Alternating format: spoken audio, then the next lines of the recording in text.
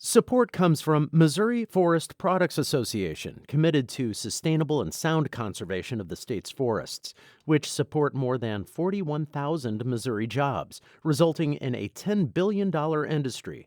ChooseWood.com. Welcome to St. Louis on the Air. I'm Rachel Lippmann. Earlier this month, the Missouri Coalition for the Environment launched a campaign aimed at getting the word out about farmers who are engaging in responsible agriculture practices and ethically raising their animals and growing their food. Here in the studio to talk to us about what the new Known and Grown project entails, as well as broader implications for growers and consumers, are the Missouri Coalition's Farm and Food Director, Melissa Vatterott, and its local food coordinator, Rae Miller. Melissa and Rae, welcome to the program today. Thank you, Rachel. Thanks for having us. It's a pleasure to have you. Melissa, what is Known and Grown? Tell us a little bit about what this program kind of is. Known and Grown STL is our new program to celebrate and promote environmentally responsible farmers within a 150-mile radius around St. Louis, which we call the St. Louis Food Shed. And how did the idea for this come about? Where did you see the need to do this connecting? Well, Missouri Coalition for the Environment leads the St. Louis Food Policy Coalition, and many members of the Food Policy Coalition, together with many of the farmers that my colleague Rae Miller works with, were signaling that there was a need for consumers to have clarity about what local farmers are doing on their farms, and the farmers that we know who are dedicated to protecting soil health and water quality indicated to us that they could use assistance in telling their story and spreading the word. And Rae, what were those conversations like when you were talking to these farmers? Were you doing surveys, or how did you kind of get the idea to go out and ask these farmers what it was they were needing? Yeah, it's a combination of things. Surveys for sure, but as well visiting farmers at their farm, going to the farmers market, talking to farmers in person is key. We host a couple of farmer meetings every year to bring farmers together. And yeah, marketing is just one of the top needs of farmers in our region. It's hard to be really good at farming and really good at marketing, so we're here to help with that. And so tell me how it is that Known and Grown kind of bridges those gaps. Are you advertising for them, or how is this working? Well, we have a Facebook page and an Instagram page that we are using to highlight the farmers in the program. We have 12 farmers in the program right now, with another dozen farmers waiting to be audited to be able to be part of the program. So we're using those spaces to tell their stories. The website allows you to learn about each farm and learn about their practices, as well as where you can buy their product. And then we will also be sharing with farmers the Known and Grown STL logo that they can put on their products should they choose to. And we'll have the opportunity to display the Known and Grown logo at the farmers market and whatever other places they sell their product. What is the criteria for a farm that might be interested in coming into the Known and Grown fold? Yeah, the criteria can get, it's a bit detailed, but just to kind of summarize, if you're a farmer that's growing fruits or vegetables, we ask that you don't use synthetic chemicals. We hear that that's something that most eaters are interested in. They want to know how they can get local food that hasn't been sprayed with synthetic chemical. For animals, we just want to highlight farmers that are raising their animals humanely. Most people are interested in knowing who has animals that are being raised outside in the sunshine, eating bugs, being able to frolic. So we have detailed criteria on the Known and Grown website. But yeah, things regarding rotating animals on pasture, are they grass-fed versus grain-fed, and so on and so forth. We hear a lot of words around food. Yes. There's organic, there's free range, there's GMO, all sorts. What is different about what these farmers within the Known and Grown rubric are doing as opposed to someone who may say that, ours are free range or our food is organic? So the farmers in the program may be doing some of those things. What we're trying to do is help St. Louisans and others within the St. Louis Food Shed be able to have a one-stop shop where they can learn about those practices and be able to know about those farmers right here in the region. So they aren't necessarily doing things that are above and beyond something being called organic, or maybe they are.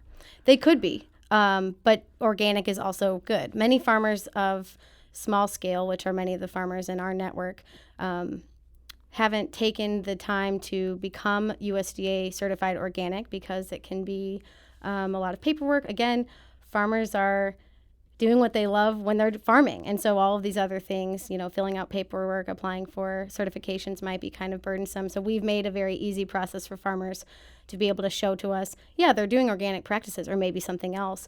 And that's enough for us to help celebrate them and tell their story. What's the return been so far for some of these farmers? I know it hasn't been around for very long, but what are they telling you that the benefit has been? Yeah, they're already getting calls and emails from people that have heard about Known and Grown and want to buy from them directly. So we're pretty excited about that. I know that the goal has been to kind of get farmers to market their goods. Are you working in any way to let consumers know that this label is out there? Yeah. Tell us a little bit about kind of that outreach effort. Well, like you said, it's only been around for a little while, started June 1. So we're just here within the first month of the program. But we have been, over the last several months leading up to the program, being in public spaces, presenting to community groups. We speak to Slow Food St. Louis's monthly speaker series, letting people know about the program and knowing to look out for it. And we will also be at further community events throughout. We're excited that we're about to bring on a Known and Grown STL manager to help us do more of this community outreach. So that person will be starting mid-July. And we'll get into a conversation in a little bit about ethical food production and consumption more broadly as an issue. But I did want to welcome a third voice to our conversation today. Nikki Morgan is one of the co-founders of Heartbeat Farms. That's in Lincoln County, Missouri. And she, as I understand it, has been in from the beginning. Nikki, thanks for taking a little bit of time to speak to us from the farm today. Thank you. Thanks for having us. Tell us a little bit about Heartbeat Farms. What is it that makes it unique? Well, at Heartbeat Farm, we started in 2015, and we're a multi-generational. So it's myself, my wife, Katie Hostedler, and my two parents, Daryl Morgan and Beth Morgan. We all run the farm together. And when you were talking before about a little bit beyond organic, that's what we do. So no pesticides at all, no herbicides, no synthetic chemicals. We do a lot of more unique pest management than a lot of farms. So we're not your conventional farm and not your conventional vegetable farm for sure. I understand that you use bats and predator insects as some of those natural insect control measures. Yes, with the assistance of the NRCS, we work to install bat habitat in 10 acres of our woods, which helps with natural pest control. But additionally, we do introduce beneficial insects to the farm, such as green lacewings, assassin bugs, parasitic wasps. Those things can help manage naturally the pests that we have on the farm without having to use harmful pesticide sprays. What was it about Known and Grown that intrigued you and led you to go through the process of joining this marketing and outreach effort? Well, we've been working with the Missouri Coalition for the Environment and Melissa and Rae for a while now on various things, and it just was a natural fit for us. We do engage in a lot of conservation practices, and it's a good way for us to communicate with our consumers just another level of what we're committed to. Not everyone can come out and visit the farm and see what we're doing for themselves, so this is another way to say, hey, we've been checked out. We're really doing the things we say we're doing. I know it has been a short period of time that you've been under it, but have you been able to see any benefit yet from Known and Grown? Yes, we've been telling people, at the market, we're very excited about the program. It's good for us to be able to show, other farms that we can help support as well. I think that the response is going to grow as more people do know about the program. As Melissa said, it's only been around for the first month now. So I definitely see some increase, and it will continue over time. What do you ultimately think the goal of this farm and of Known and Grown should be for you kind of personally? How are you hoping to use the program? Like I said, a way to really communicate with consumers, but I'm hoping that it helps to advocate for more conservation practices on farms, to get more people interested in farming more sustainably, and more consumers interested in buying food from farmers that they know, and that they trust in how they grow their food. Nikki, we can hear some birds in the background, and it's great. Do you have any idea what birds those are hanging out at your farm right now? Oh, there are dozens of different kind of birds. There's been a quail following me this morning. I'm not sure what you're hearing loud at the moment, but our field is surrounded on four sides by woods, so there are birds everywhere. And where can people get more information about Heartbeat Farms and some of the products that you offer and where they might be able to find your goods? So you can visit our website at www.heartbeatfarm.com. That's HARTBEET. And we're also on social media, so at Heartbeat Farm on Instagram or Facebook as well. And why was it that some of these farming practices were important to you, very quickly?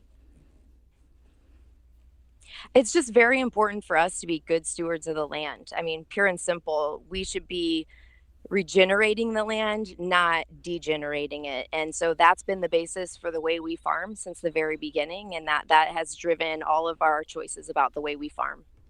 Nikki Morgan of Heartbeat Farms, thank you for taking the time. We appreciate you taking the break out from farming. We'll be right back with Melissa Vatterott and Rae Miller of the Missouri Coalition for the Environment to talk a little bit more about ethical farming and food practices. This is St. Louis on the Air on St. Louis Public Radio, 90.7 KWMU.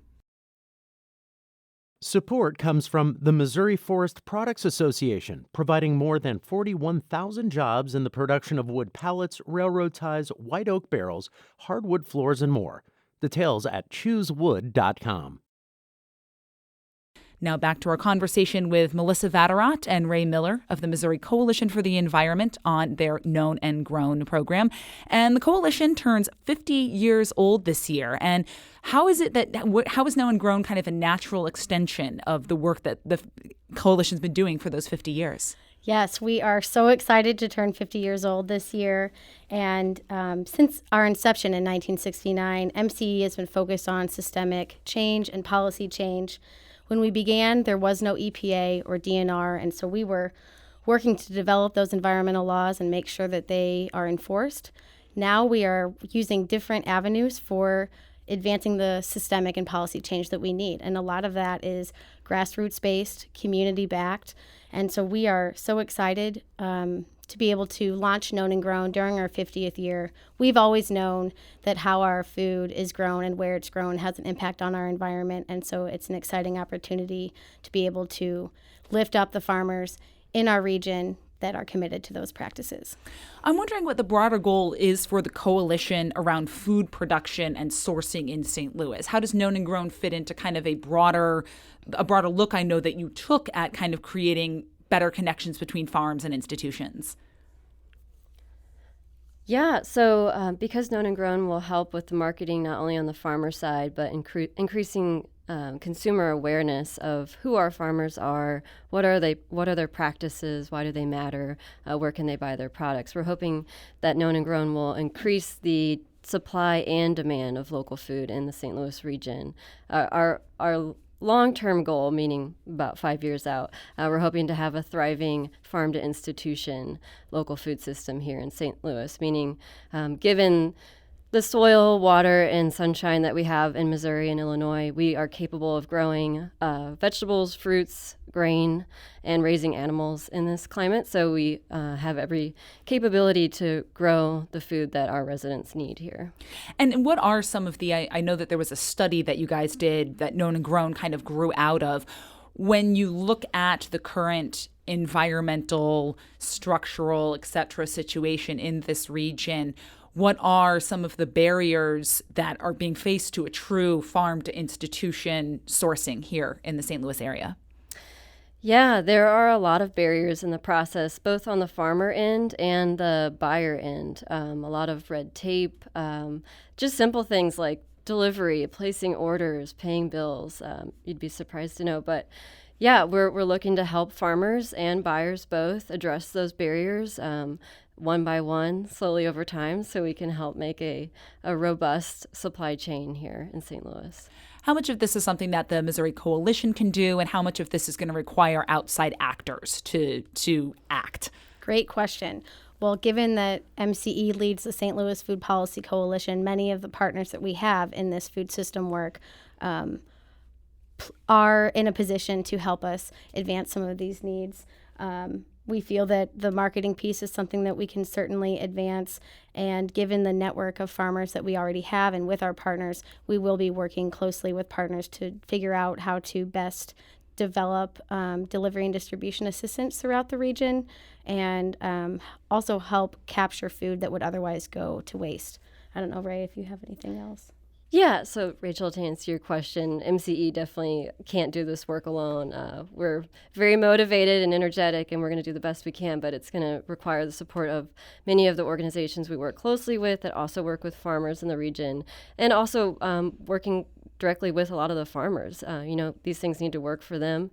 And then also everyone out there listening, we need your help too.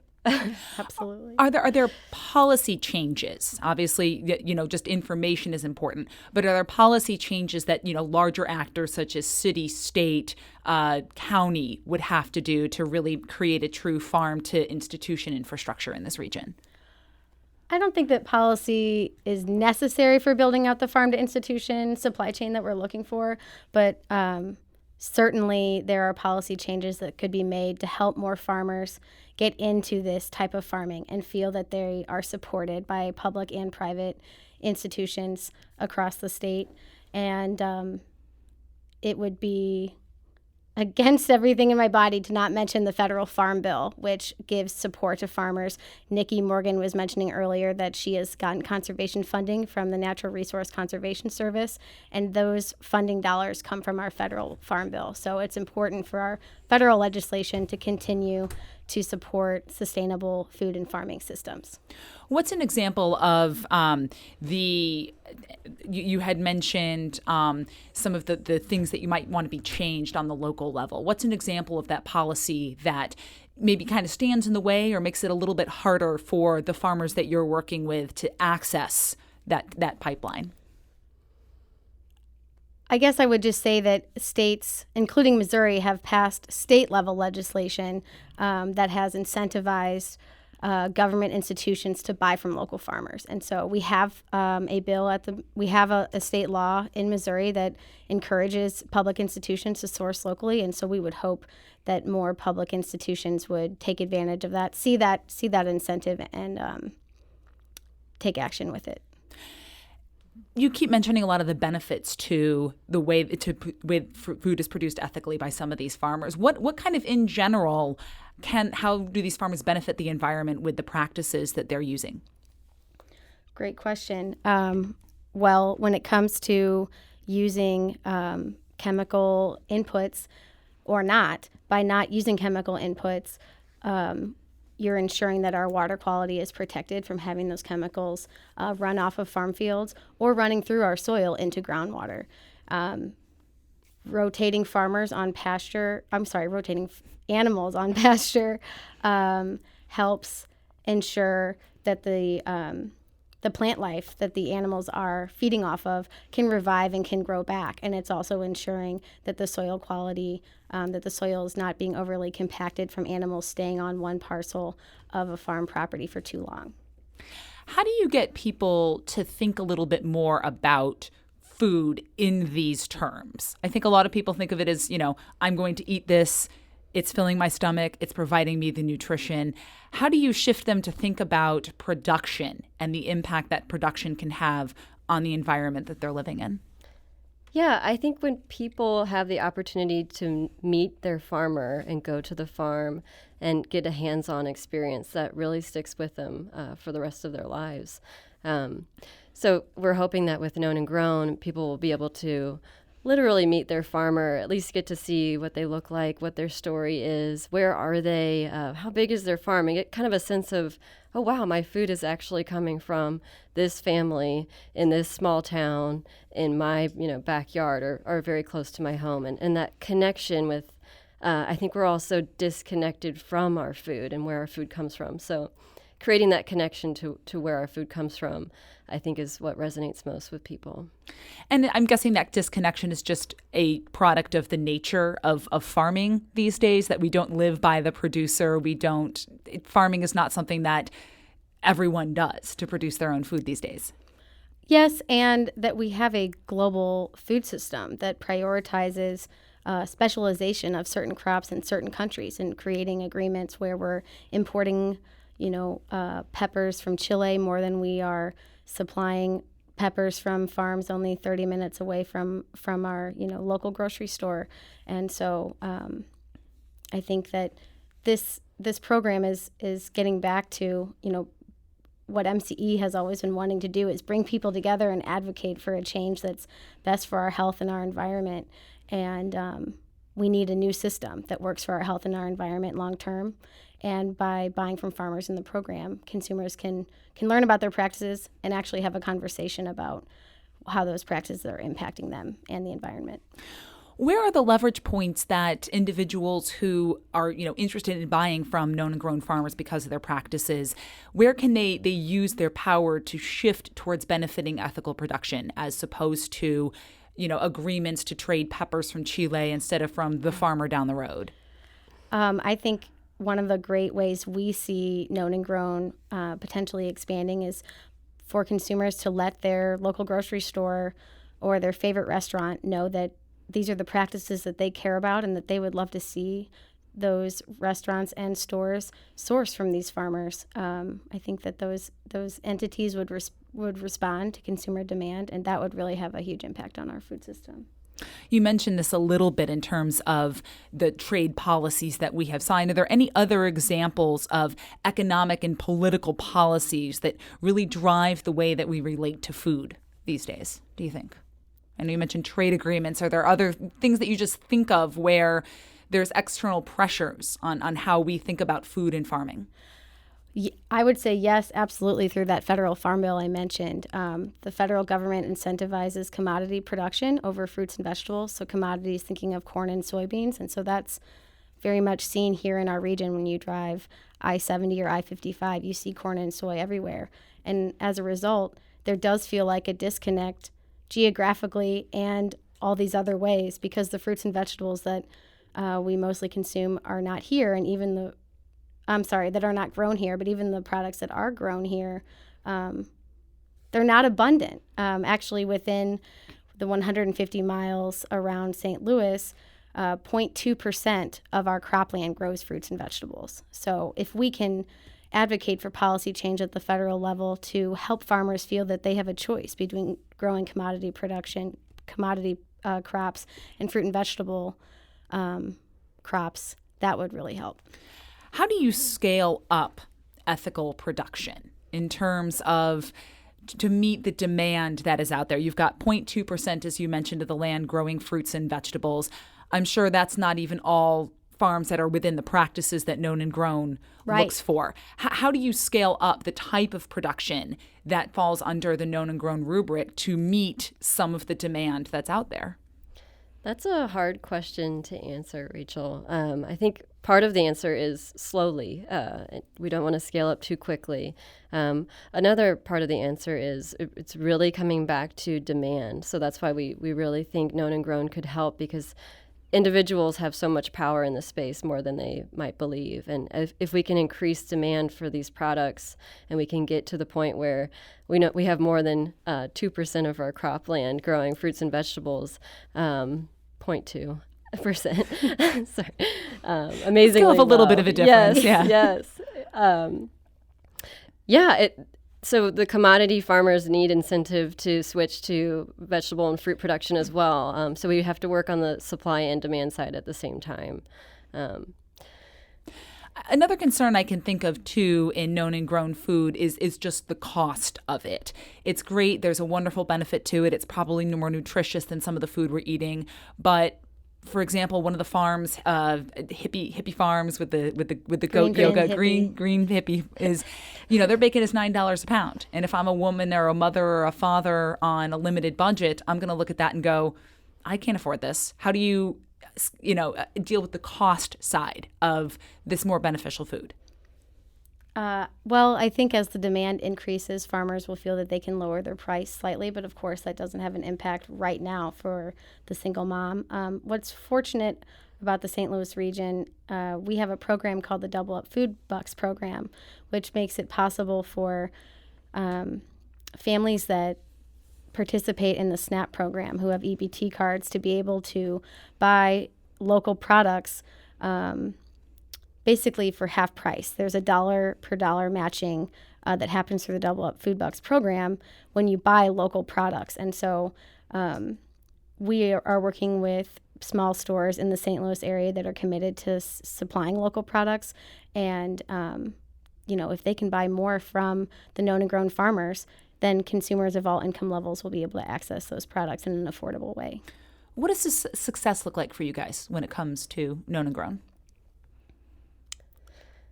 Yeah, we'd love to see the farmers in the Known and Grown program, which we're hoping to get upwards of 50 to 100 farmers enrolled in the next year. We're hoping to have them come to us and say, "Hey, I'm selling out of everything.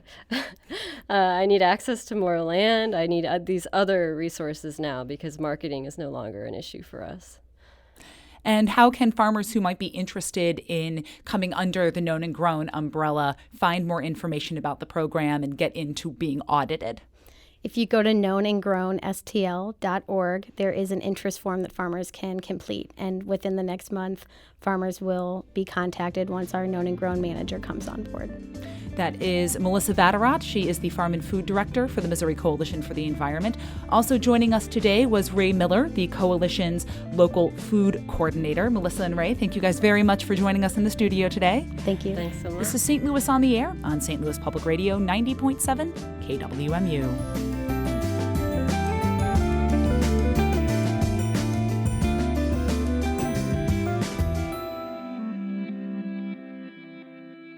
Support comes from Missouri Forest Products Association, committed to sustainable and sound conservation of the state's forests, which support more than 41,000 Missouri jobs, resulting in a $10 billion industry. ChooseWood.com.